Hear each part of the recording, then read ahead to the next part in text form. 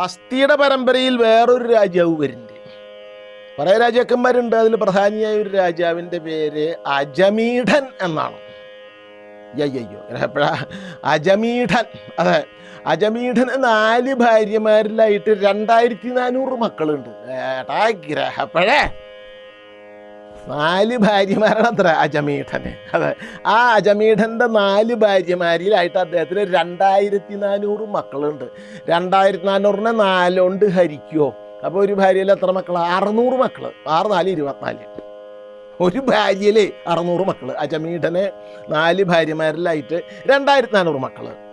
അതിൽ വംശവർദ്ധനൻ ആയിട്ട്, അതായത് കുരുവംശം വർദ്ധിപ്പിക്കാൻ വേണ്ടി കുരുവംശമായിട്ടില്ല, അതിപ്പോൾ ആവും വർദ്ധിപ്പിക്കാൻ വേണ്ടിയിട്ടൊരു ചക്രവർത്തിൻ്റെ ഒരാളുണ്ടായി. അയാളുടെ പേരാണ് സംവരണൻ.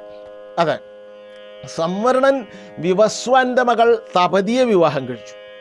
ആ തപതിയിൽ സംവരണന് അങ്ങനെ മക്കളുണ്ടായി വന്ന് അതിലൊരു മകനുണ്ടായി. അയാളുടെ പേരാണ് കുരു.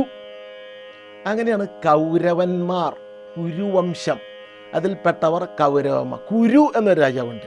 അദ്ദേഹം കുരുജാങ്കലം എന്ന് ഒരു സ്ഥലമുണ്ടായി. ഈ കുരുവിൻ്റെ മകനാണ് കുരു. രാജാവിൻ്റെ പേര് കുരു.